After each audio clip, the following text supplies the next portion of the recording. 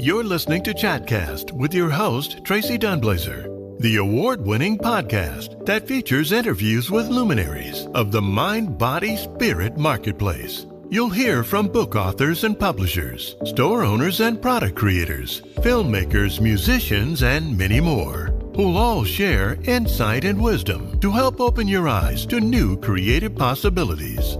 If you fancy yourself as a visionary thinker, then Chatcast is the place for you. Now, here's your host, spiritual empath, shaman, and best-selling author, Tracee Dunblazier.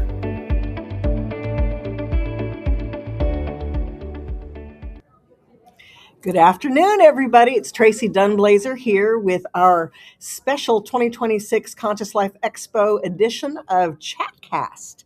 And today's luminary is Kelly Wagner. She's a publisher of the Edge magazine. Did you bring your magazine? I did. Show us the magazine. This is the Edge magazine. You can find it in thousands of stores all over the country. It's free to you. You can also find it online. edgemagazine.net. Yeah, so you definitely have to check out the magazine because it's fantastic. It's all mind, body, spirit, but it has local information, things that concern you about the world today, and any mind, body, spirit thing you could ever want.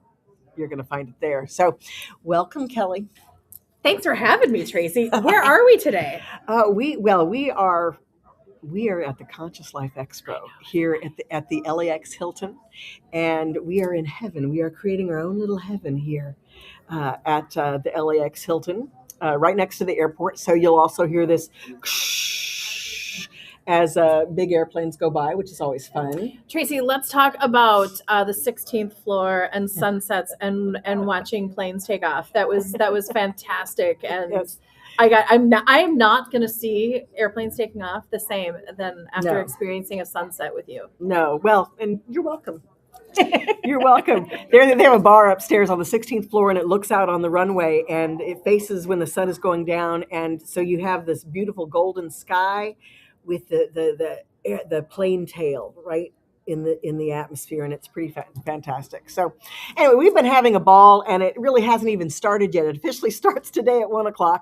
But today we wanted to talk with you, and we want your input. I need to scooch my leg. There we go. There we go. It's kind of tight quarters here.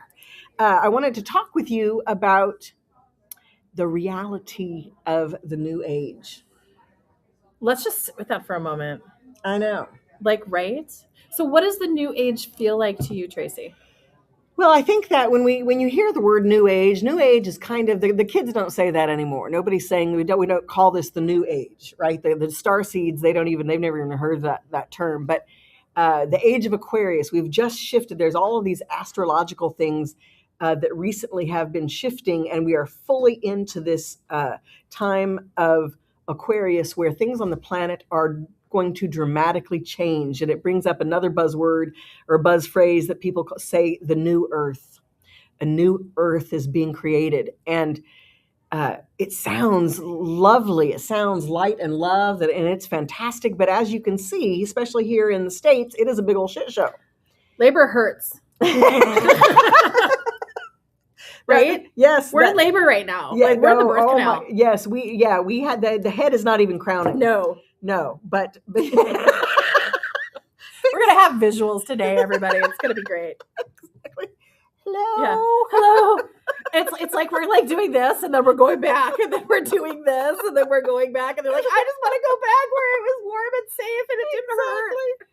Oh my God. It's people are there are so many things going on, but part of the growth process and the transformation process is that what has been hidden and what has been hurting us on every level, whether it's spiritually, mentally, emotionally, absolutely, or whether it's culturally, there's a lot of conversation right now about the system that exists here, its relationship to gender and gender roles, and the patriarchy, the matriarchy, how people relate to one another, expectations we have of one another. Anything that was hidden becomes obvious. And it's very painful right now. And, if you're like me, every day it's, you want to stick your head back in the sand. do that. But you can't do that, right? You can't. Like, No. right? Like, we chose to be, and that's the other thing I want to remind people is we chose to be here during this time, and our souls want to have. We have like huge master checklists. We're like, I want to experience this, and I want to experience this. Yes. Right. Well, and you know, it's interesting. I did a radio show yesterday with Marianne Pop. She calls it Pop Talk. And it was very interesting. She asked me, you know, tell me what is this that people, you know, we chose to be here? And that is a very popular / well-known idea about spirituality, and that our souls at some point chose. But I want to also, you know, help people recognize that it wasn't necessarily the human self that said, hey, I want to come and suffer, right? The human self didn't say, I want to come and suffer. No. This grander part of ourself that is omnipotent, that has access to everything, that is willing to teach us whatever we need to know. And that's the remembrance, is that you are here because you have everything that you need to live the life that you have exactly as it is in this moment. If it's bad right now, you are intended to find a way to transform it, to work through it, to heal it, to master it and expand beyond it. Okay. And I like that. I mean, I like that, because we get into our human self, but I mean, this is just an aspect of, and the great of our higher self, or whatever people want to call. Yeah. We're like a seed in the pomegranate of our soul, and that one little seed is us here right now. Yes. And the seed didn't decide this. Yes. And we have to like trust the seed is like, oh hell no. Yeah. The seed's just like, really? Okay. Exactly. Well, I like that. I that feels good. Okay. Yeah, I always want to. So what was your resolve yesterday? Like, where did you guys come to? Well, it was interesting because I wasn't. We of course didn't have any talking points, which I never do. So the conversation always goes where it does. But it was totally a question that I was unprepared for. So I had to take moments to really decide how, if there's all of this great information and all this light and love stuff going on, if we can't use it, if we can't bring it into our ability to understand it and use it to perpetuate it in the world, it's frustrating. And that's when we talk about the new age, it gives the new age a bad rap. It gives the spiritual transformation a bad rap, because sometimes it looks, to those who are suffering, it looks like a bunch of people who just have their head in the sand, and it's irritating. And there's no, and so if we can't find a common ground to understand where somebody's at, right, and to understand how you truly become and acknowledge your own light, how you become that, how you shine, do you know what I'm saying? Yes. And it's a lot. Dude, that is so much. It's so fucking crazy. That would add a lot to this, Tracee. We'd be orbiting. We'd be like, right? Oh my God. Well, we are in Los Angeles. I mean, we are in LA. Hey, if anyone wants to show up at the Los Angeles Hilton, we're in the podcast room. Exactly. We are trying to expand our minds. We're looking for a sponsor. Yes. Oh my. Well, so it's everything and nothing. And yes. and then I just keep seeing the word perception. It's yes. also the word perception is really powerful during yes. this time. Yes. And you and I were having this little discussion about, this has happened to me multiple times in the last month. I'm having a conversation with somebody, and the conversation I am having, they are not having with me. They are having a completely separate conversation with completely different meanings and interpretations. And they're getting frustrated and upset and sad and all of these big feelings. And I'm like, wait a second. Are we in the same room right now? Yeah, we talked about, so what? So that's the thing, is it's that where somebody is at in the reality that they're in right now. Before there was a lot more distinction, and for a person to be in their own reality, it was harder, I think, to disconnect from the collective. Oh yeah. So like the collective of a room, like so we're all here in this room together. It's a live podcast room, and so everybody in this room has a vibration that. And we have thousands of people here. Thousands. You just can't see them. Thousands. It's of like them. Standing room only. It's just there's just riots. Like they're clamoring to get in. Stadium seating. Exactly.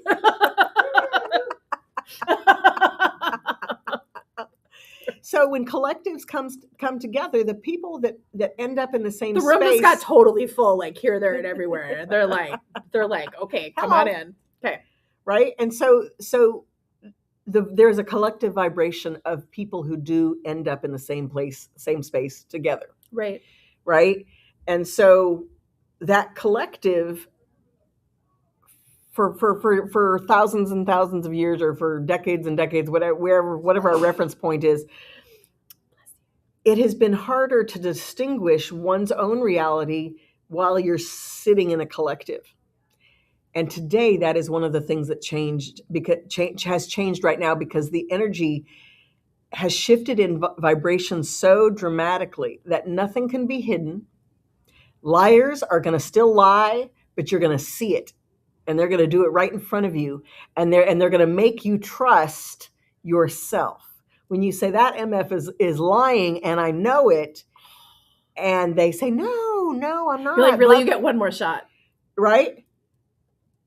Exactly. So it's a new way where we are required to embrace the reality that we witness and that we want, and that's going to perpetuate us in our growth moving forward.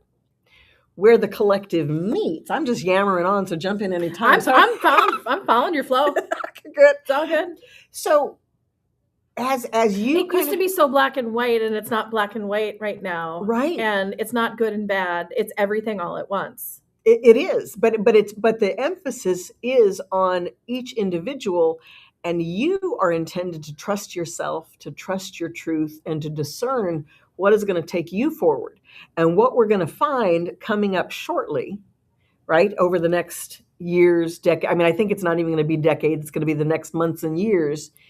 Is how does your perception of the collective include others or not?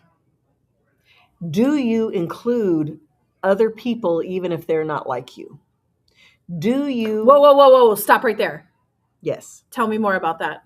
So, because that's a big one right now. It is. That is like huge. Right. People are talking about DEI and blah, blah, blah, blah, blah. People don't, like, a person who doesn't really get DEI and they're mad about it is because they don't really understand that the system that we live in was created by white people to diminish Black people and hold on to slavery in some way when it became freedom. when slaves were freed, when people who had been enslaved were freed,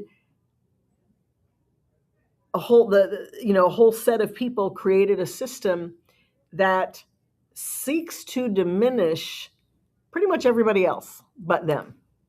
Right? And that is a litmus test. That is a spiritual learning. Do you think that you are superior? Do you think that you are more than? Do you think that you are better than? And in true spirituality, in true open-heartedness, there is no better than.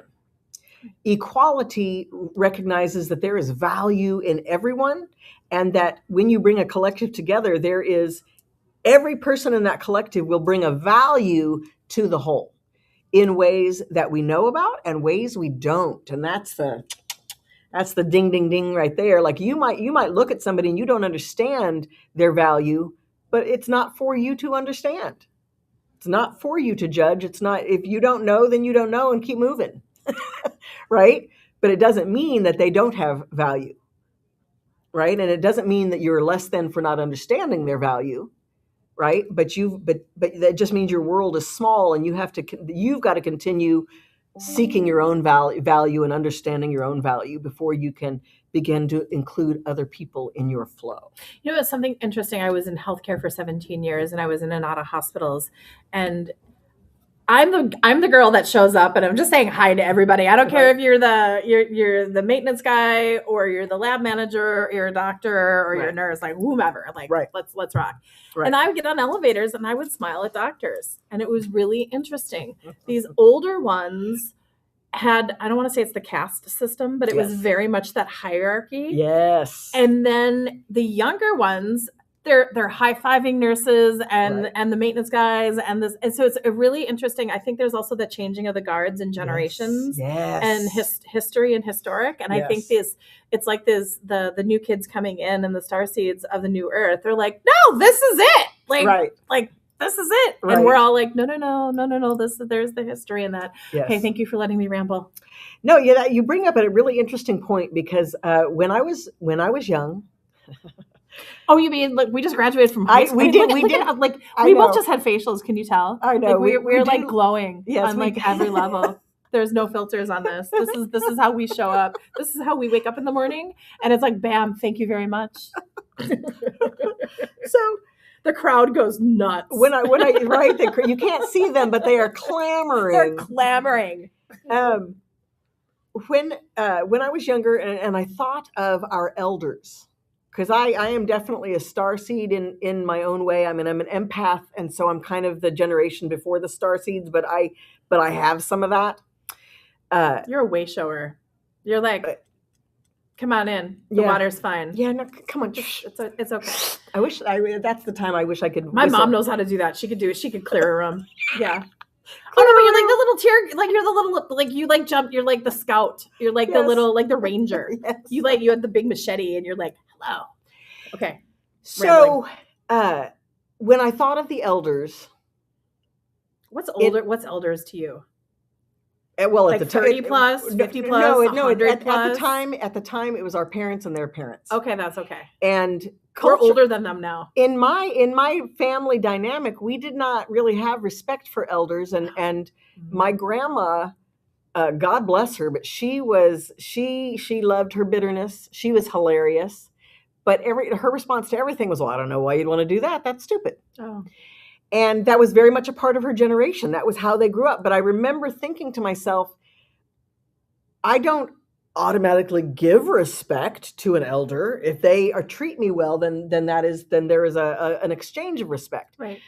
And it was very interesting. And then that changed over time to a deeper understanding that I was never taught early on, which is that all of this is coming to fruition. 2 or 3 weeks ago, I went somewhere with my friend and her 13-year-old granddaughter.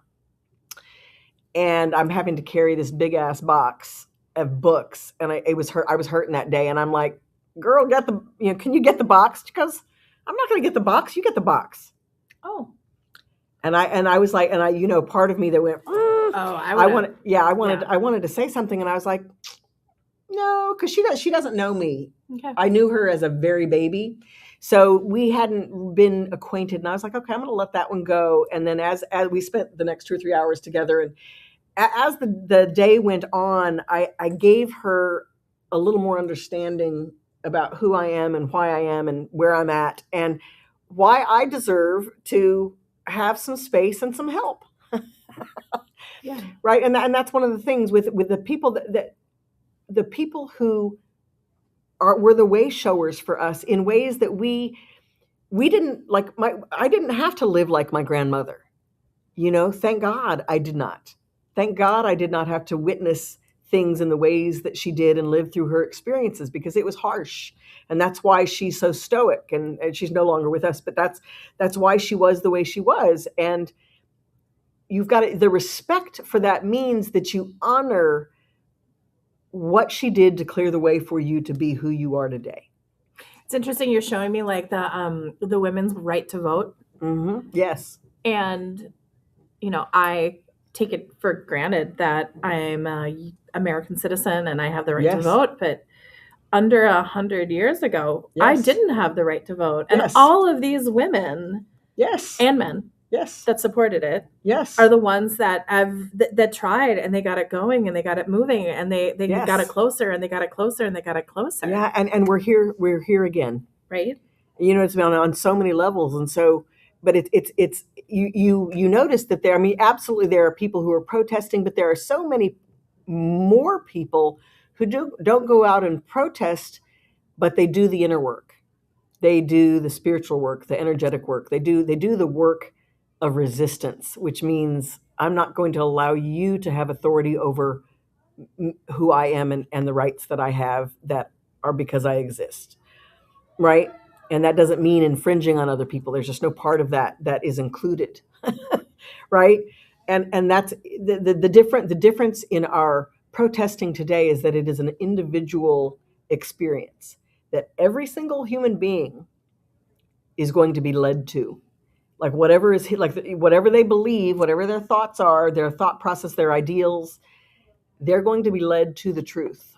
And it could be on a very ugly path of realizations of where they're at and what their ideas and beliefs cause, not only to others, but ultimately to them, right? When you seek to hurt other people, you don't really understand yet that you're hurting other people as you hurting you, right? On this deeper level that turns into things like illness and, whatevs, right? Look, I'm from Minneapolis, everybody. I've been in the middle of it, and it's interesting. I mean, there's people over overpasses on highways, and I mean, there's a lot.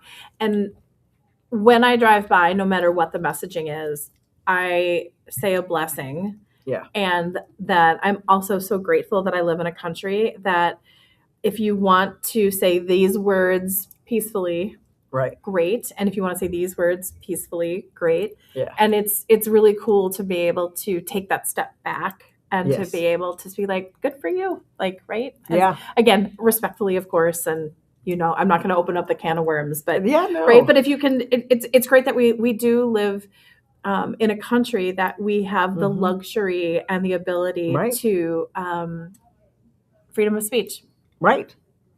And I think that, again, whatever a person is going through, their life is going to lead them, their truth will lead them to the truth. And it is inevitable. Things that are hidden can no longer be hidden in ways that have not been so clear before today. So when we talk about that, like to kind of bring it back to the new age, this is a new age and a new reality of deciding who you want to be and deciding how which do you want to align with a positive collective, or do you want to and that's not a singular thing. Everybody has their own, whatever their own positive collective is that they want to align with, and that truth will lead them to the truth. Right. And so every place in between, the awareness of that is the new age. So it's a new way of thinking and collaborating and earning and spending your time and loving. Yes. And sharing and honoring perceptions and it's like what was it? We're in the fire horse now, but it was the snake that we're shedding the skin. Yes. So we're really shedding the old belief systems and the old. I'm seeing like the rule book is just being like blown up. It's like and it's like torched. And right. It's like, there are no more obligations. Like we're seeing a lot of illusions, especially in gender roles, and even relationship to gender has changed, right? Absolutely. So a person, and all of that is to the ultimate understanding that we are masculine and feminine, right? Our sexuality has nothing to do with the way in which we relate and the way we master all of the skill sets that we have. Some are masculine, which are aggressive and force, like moving out, and then the feminine, which are receptive and mastering connection and energy. So everything is a metaphor about who we are and to describe to us who we are so that we can learn how to be who we are. It was very interesting. I grew up in a household that was very much, my father was very the masculine, and my mother was, we won't even go there, but it was our next door neighbors. She was very much driven in her career. And so growing up in the 80s and early 90s.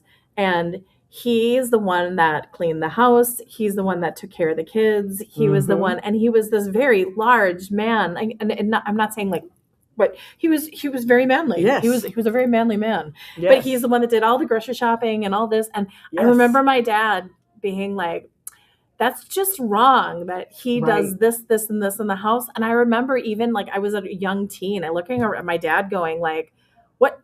If he loves to cook, let him cook. Right. If she wants to go do this, let her do. Like, what's wrong with this? And my dad just looked at me and he was like, "Oh, you just don't understand." Yes. And I went in my mind, and I didn't snap back, even though I almost said, "No, you don't understand." Yes. But I didn't. I was a good girl. Like, yes. Good girl, and that right.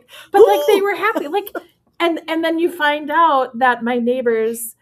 Family, the husband, their family were Greek and owned a restaurant. So he loved to cook. He loved to go grocery shopping every day. He loved that ceremony of it. And it was like that fulfilled him. And Absolutely. she was not, I don't want to say a hustler in a bad way, but she was driven with her career and she was going up the corporate ladder, and he supported her and she supported him. And it was just this different rules of engagement. Yes. Yeah.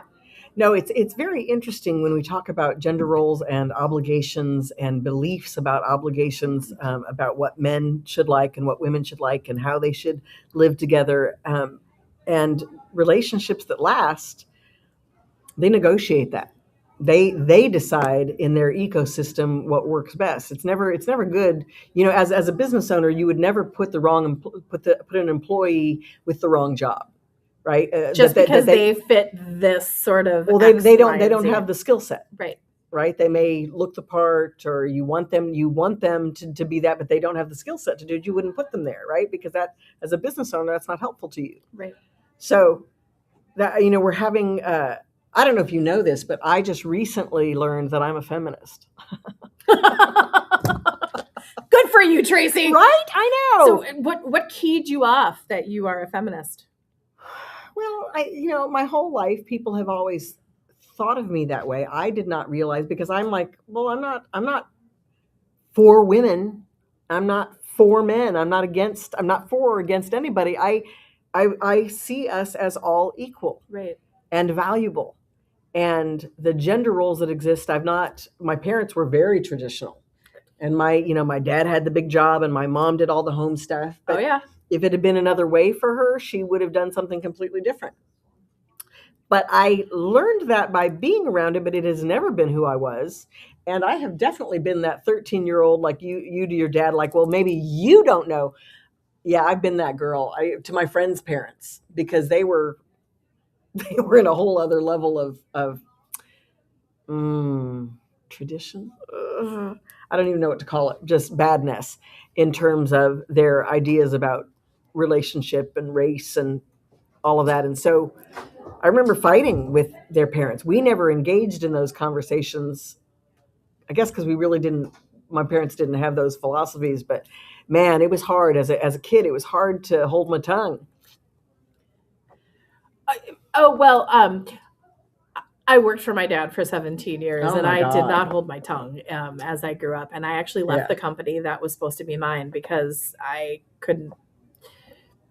I didn't like how things were going, right? But I did have the respect because he was the owner and he was my father, and that it was my role to leave. Yeah. Right. Like that. Okay, that's a whole other podcast, friends and family. Exactly. That's a whole family dynamics will be next week. Yes. Well, and family businesses, like that's cray cray. I like, oh my goodness, that's family businesses but talk about like hierarchy and roles. And like, if I would have been the eldest son, it would have been totally different. But like, I came out and I was a girl, and you could tell that my dad was like, oh, like in our family, I was actually pushed out of pictures because I wasn't a Hague boy.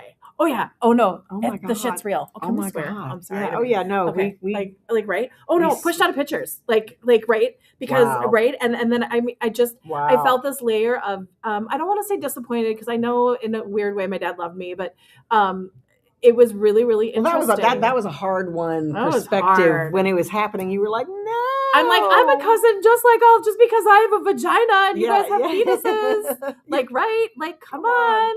Yeah, that was hard because and then it's interesting. Hurtful, and it's and the rejection too. That the emotion, But then my dad raised me that I didn't realize, showing my age, that up until, what was it, like 75, a woman couldn't get a credit card without their husband's signature. Yeah. Oh, hell's to the no. Right. Like, no, exactly. no. And so my father raised me that, like, if a man earns $1 and a woman, if I'm working just as hard and my outcome is, why am I not earning $1? Right. I was like blown away that a man would be paid a higher salary than a woman doing the same exact job, same qualifications. I couldn't believe it. Yeah. But that's real. Right. And that is the system. Yeah. That's thing. Blowing up. Right. That is what we are tearing down brick by brick by brick in all the ways that we are. And it's painful. And it's painful for people who've been indoctrinated. They grew up with things being a particular way that they don't even honestly understand the biases that they carry towards other people or themselves. Right. That's like, we don't see ourselves and we don't see how we judge others. Right. So how do we, let's bring it back to this idea of spirituality and connection and the new age, the new earth. It's the new way of relationship. And both Kelly and I have done some studying of multiple other cultures. And one of them have been the ancient Huna from Hawaii. And they have something called Ho'oponopono, and Kelly's going to tell you about it because it's a tattoo. It says Ho'oponopono, and it's it's a phrase, and it literally translates to, I love you. I'm sorry. Please forgive me. Thank you. Mm-hmm. And Tracee in her book, let's show the book, page 254. Yes. This is my Conquer Your Karmic Relationships, and it came out in 2020, but it is so relevant right now. You need to have this book. It is a manual for these times. That's what one of the reviewers said. It is a manual for these times. Did you record that? I did. It's written somewhere here on the back. See, it says right here, manual. Manual, right? Well, the English translation is to make things right, correct what is wrong, and restore things to order. Yes. So going through what I went through with my father and family, and again, that's another podcast. Right. It took me 10 years to get this tattoo, because if you're going to put Ho'oponopono on your body, you gotta embody it. You gotta live it. It's a work in progress. Right. Oh my gosh, is it a work in progress? Well, and the idea behind it is that all of these things, I'm sorry, forgive me, thank you, I love you, is from you to yourself. It's the understanding that as you find peace within yourself, that your environment raises up to that vibration and it becomes peaceful, right? And that's one of the things that we've been talking about this whole podcast, is that our environment is blowing up. It is blowing up, right? It is rough out there, and it's painful, and it's painful for so many people, and all you can do is what you can do, and you have to do that. If there's something that you can do, you have to do that. Like if there's one day that you can get up out of the bed, then you do that. If one day you can go out and protest with a sign, then you can do that. If one day you can take care of another human being, then you do that. You know my little thing that I've been working on, you'll be so proud of me. Yes. So I was in traffic in Minneapolis, and this weird, there's a couple weird, the merging, right? Yes. And I was in this lane, and I was in the process of moving over as another lady went around me, somehow blamed me for it, gives me the double bird with it. And and I'm like, okay, I'm like, lady, come on. And then I just sat there and I was like, she's probably having a really shitty day. Yes. And I'm going to absolutely let her go. But it was like guns a-blazing. I just... yes, totally. Yes. Now, by the way, a week ago, my parked car, hi Eric, my parked car got hit by an MTC bus. My parked car, and I was letting the bus cross the street to turn, and then it smacked my car. but I handled it, and the poor bus driver, she was like, Yeah. and I'm like, it's okay. Now, I didn't even know there was cameras on me, but I guess the Right. whole thing was recorded. Right. And I just was like, and the adjuster was even like, you were very calm. And I tried to be very calm. And she's like, oh, I'm just a human. And I'm like, I know. It Right. was just a mistake. Yes. You're human, but you still hit my car. Yes. Like, right? Like, Yeah. I just want my car fixed. Like, Right, that's all. I'm not going to go after you. And I'm not. Yeah. So those are the kind of Yes. moments where we know that we're doing the Yes. Ho'oponopono and we're working on us, Yes. because like guns a-blazing, like the old me would have been like, I'm going to cut her off, and then I'm going to stalk her, and then I'm going to follow her. And like, no, I was like, oh, you must be having a really bad day. Yes. And I hope you feel a little better, and you got that puff of energy out. Yes. Because you gave me the double guns. Because we were merging at the same time. Okay, that's fine. And bless you. Good luck. Have a great day. And I Yeah. hope the rest of your day is great. Like, Yeah. I was so, I'm doing this Yes. because I was so proud of myself. But it's the Yes. little, but those little things are really, really great. Well, Like, and here's the thing: the one who benefited the most from your serenity is you, it was me. because you got to keep moving and Yeah. bring all that. I wasn't like, I'm going to get her. Yes, you didn't keep thinking about her. No, I didn't. I just and blessed her and obsessing moved about her her on. and sending her daggers Those in are your some mind. serious double guns, though. I was really Yes. impressed with her anger in Yes. that moment. I was like, Yes. wow, okay. You know, I observed it though, but I observed it like I wasn't a part of it, but I went back. yes. Do you have another page? I do, I because bet you do. you just brought something up, anger, and Oh, she was so mad. She was Yes. I was like, Okay, you know those like merging when you're kind of like it's that, and it's like it's funky anyway. Was it? I was just like, oh, come on, lady. Okay. There you go. So I have a little paragraph in here called "Anger is a Truth Seeker," Ooh. and I really So what was she seeking in that moment? compassion. Ooh. And I gave it to her. You did. Okay. You Check. did. Right? Check. Check. Hold on, page 76. We're going to go there and see. Ooh, I forgot I put oregano oil in my water. Woo! Hello, LA. Okay, so I'm going to read a little something. We have a few minutes. So, anger is a truth seeker. You got to do it in your sexy voice. Okay. All right. Anger is a truth seeker. I want to be clear that there is a righteous place for anger to exist and a real purpose for it. Anger is the energy that brings your awareness to things you may not have perceived previously about yourself and others. And it's the precursor for grief. Grief can't come if there is no real knowledge of the truth about what has been lost, and that won't happen fully without genuine emotional process, which is so sexy. Yeah. Thank you for that. Yeah. Oh, double guns. Boom, boom. I like your double guns better than hers. Those are more fun. Oh my God. But really, I think I just peed my pants a little bit. thank you for letting us This know. is going to be the best podcast all weekend. I'm telling you. Like, Dude, and for whoever gets to sit in your chair next, that's awesome. oh my God, they're bringing in more chairs, you guys. Exactly. Yeah, because There's so many people here. They're standing remotely. Yeah. Oh, right in the middle of a podcast. Just bringing in extra chairs. Come on in. It's okay. We're not worried about it. Yeah, now here's the thing. So when you get angry about something, it actually raises you out of depression. It raises you out of stagnance. It raises you out of frustration. Is it like crying? Is it that release? No. Okay. It's a stopgap to crying. Crying is the release. Okay. Anger is the movement out of stagnation. Okay. I like that. And if you So you're allow telling it, people to be angry I'm in the saying- right moment? I'm saying to allow your anger because it's going to teach you something you might not have known about yourself. Okay. Or it's going to raise you out of stagnance and if you allow the flow of anger, it will turn into grief. So the stoicness, I don't know, is that a word? So the double guns that the gal gave you, Yeah. she probably got to the next light and started bawling. Okay. Because you did not return her anger. Oh, Therefore, no. she had to carry the weight of it. I actually smiled at her. Yes. I like diffused the bomb a little bit. Yeah. Okay. Well, unless it was like, No.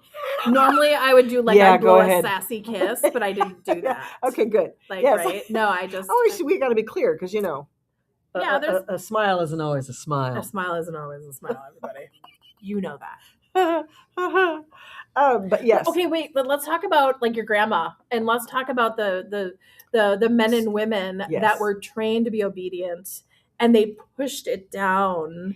Well, their poor lower chakras. Well, yeah. Well, so you think about people who were born in the 1900s, from 1900 to 1930. Yeah.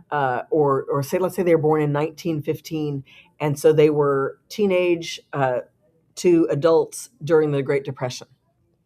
And in the Great Depression, the illusion of losing everything made hundreds of thousands of people kill themselves. They died by suicide, right? They wanted to end it all because they couldn't stand the illusion of not having something, because they believed that something existed in the first place, right? I mean, it gets really deep, but in those times, they were not afforded emotionalism. No. Emotionalism wasn't acceptable. It didn't help you get food on the table, or, you know, meals cooked, or the home cleaned, or a job. It didn't get you any of those things. Didn't feed the pigs at night. It didn't sow the farm or the crops. It didn't do any of that stuff. And so it was not acceptable. And there was still a lot of confusion and concern all the way into the mid 30s. So like 1935, the frontal lobotomy was developed, and it was systemically more often given to women.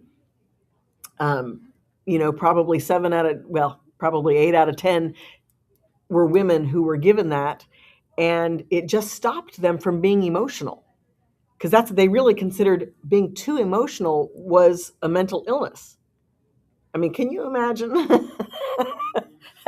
We'd be slicing and dicing everybody today. I'd be walking around with my own electrodes.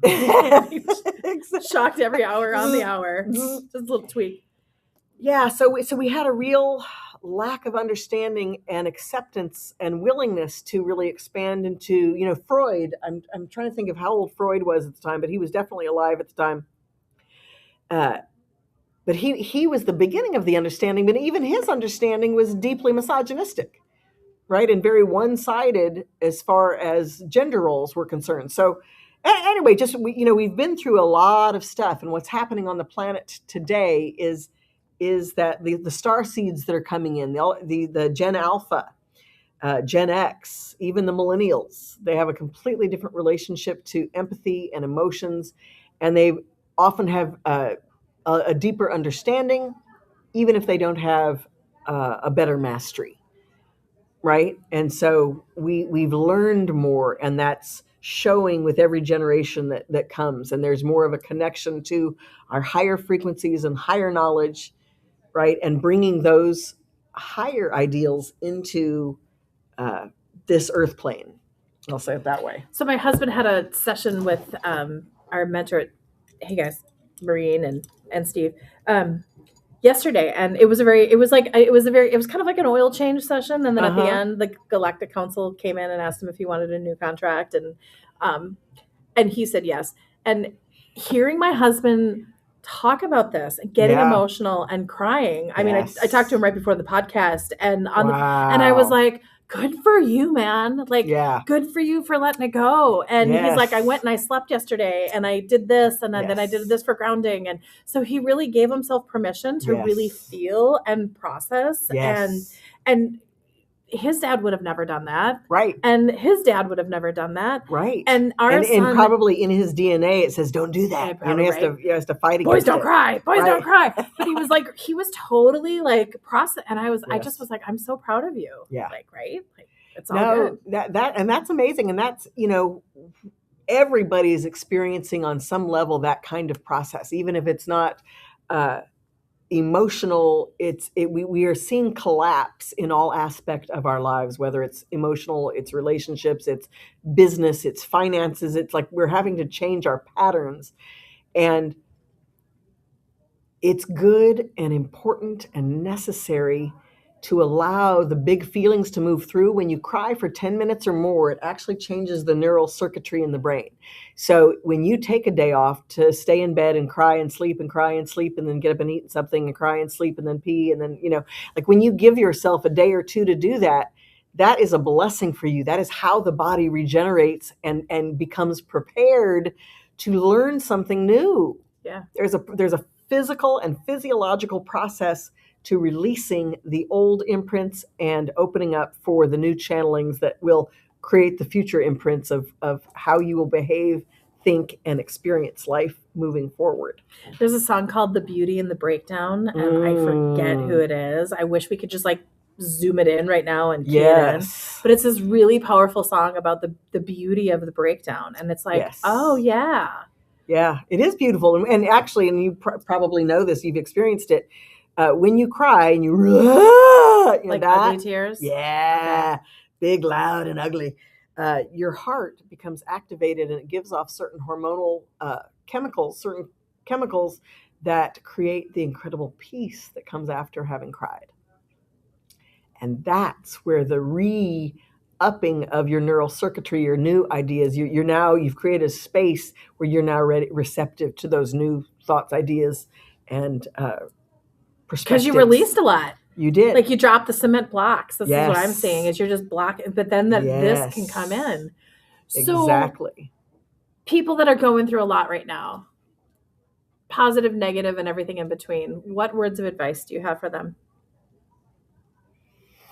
I totally went off like no. Because it just popped in. Yeah, no. Consult your heart first, and seek the truth, not your truth.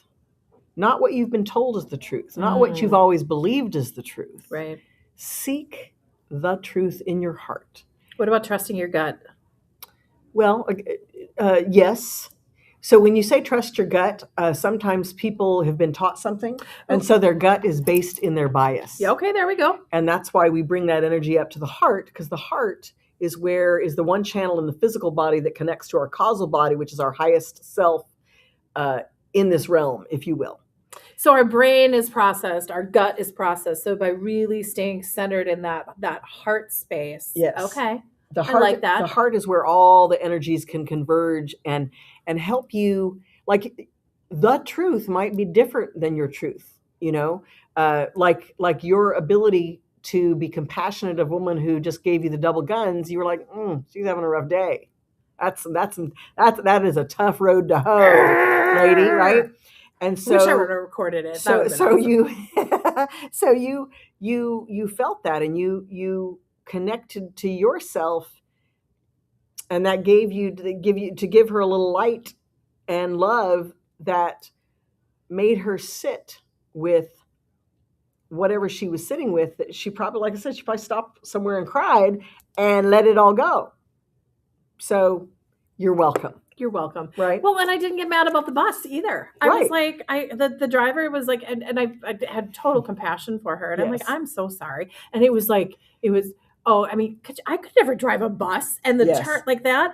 I mean, like that, it still rocked my car. There's still a lot of like that. But I'm like, and I think, and also it was in Minneapolis, and I think everything in Minneapolis right now is a little jumpy. Dude, Yes. And it was, and I just was like, it's okay. Yeah. You hit my car. It is okay. It's fixable. It could have been worse. By the way, I was 3 feet away from it. So I could have, if it would have just been 10 seconds earlier, I could have been getting in my car and I could have been hit by a bus. And I mean, it was a total optimal outcome. Yeah. Ooh, let's talk about optimal outcomes, because I think optimal outcomes during this time is something to explore. Now, what does optimal outcomes mean for you? To have what you need when you need it. I like that. And not so for the Conscious Life Expo, I'm doing a lot over the weekend, and I had many things to organize and many people to organize and all this stuff to do. And I'm literally the people were sending me stuff to display, and they had sent it, days and weeks ago, but then the weather and the this and the that. And I was waiting for a UPS package, and I'm like, dude, I'm saying to myself, I got to go. So I got in the car and I'm pulling out, and the UPS guy pulls up. I stop, I get out, he runs it over to me, and I throw it in the car and I head out. Like I stayed in my integrity and I did what I need to do, but everything happened in alignment. And it literally has been like that this entire time. And some things you're like, oh, I would rather it be this way, but there's a reason it's this way and it's perfect, right? And we may not have that understanding, right? We may not know right now why it's better that we're placed here than we're placed here, right. But it's perfect. And so many people are so worried.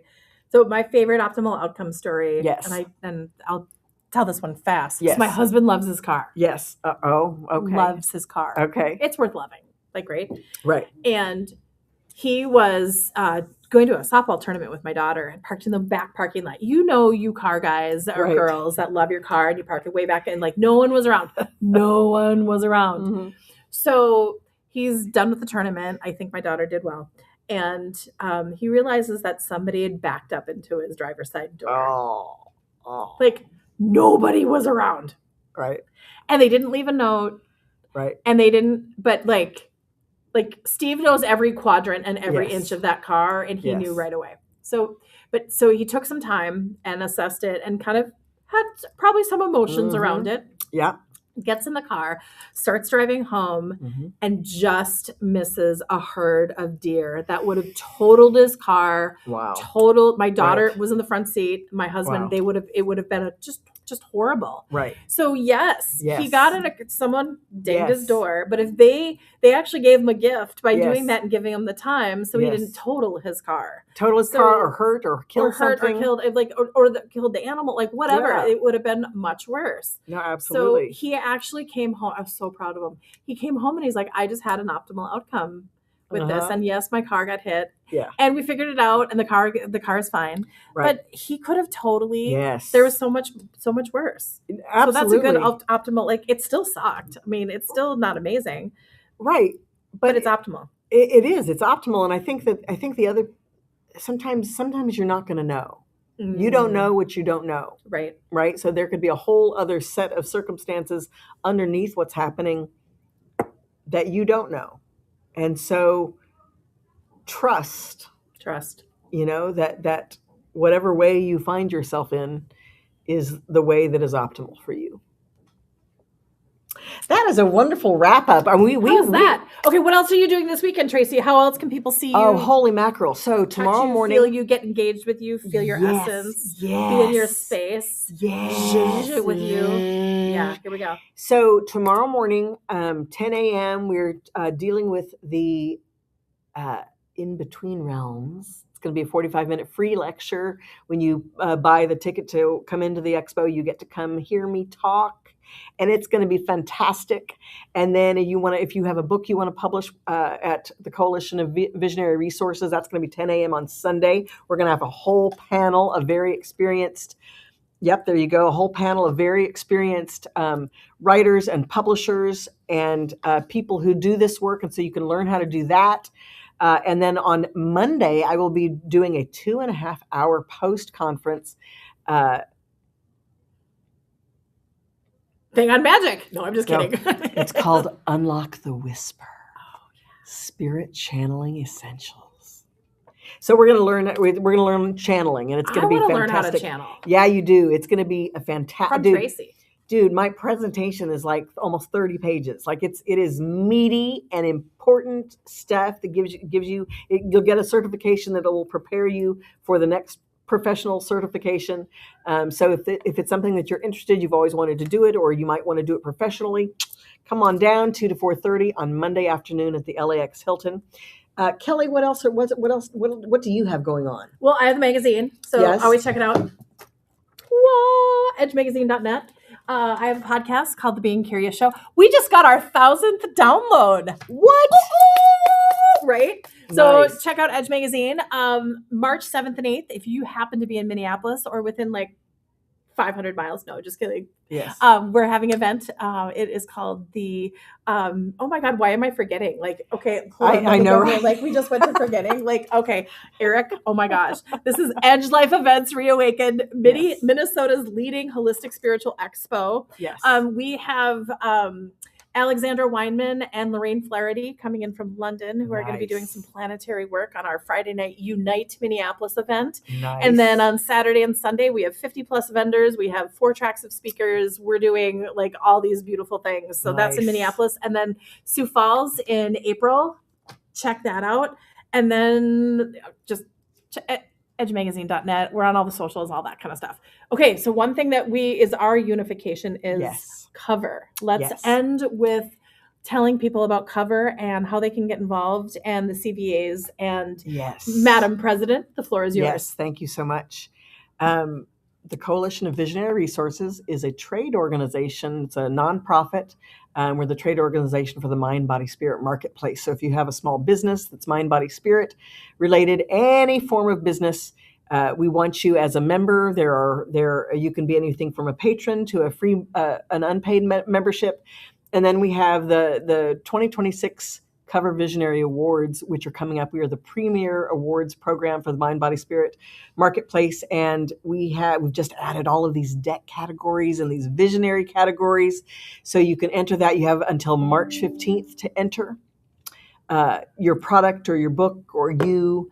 And you can even have social media personality, brick and mortar stores. There's a lot of new categories this year that really are going to be juicy. Yes, juicy, juicy, juicy. So covr.org/awards and check out our website, see what we do. And we also love volunteers. So anyway, and then what's happening in June? So June, we're having our first in a few years live awards ceremony in Dallas at the Namaste Metaphysical New Age and Spiritual Expo. It's a trade show for the Mind, Body, Spirit marketplace. And so you're going to, if you are a tradesman, if you are a retailer or whatever, there's going to be a ton of vendors that are selling stuff. It's all wholesale. But you can actually come to the awards ceremony. It's going to be fantastic.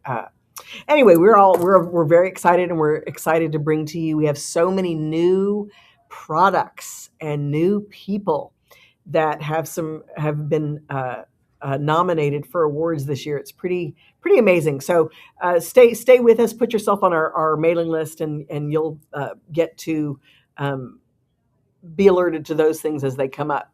And what's the website again? Cover.org, covr.org/awards. And everybody, thank you so much. This has been a Thank You Conscious Life Expo. We were having a fantastic time. The show has just started officially at 1 p.m. So come see us at LL3 and LL4 in the lower lobby, and have a fantastic rest of your afternoon. Thank you for staying with us. 57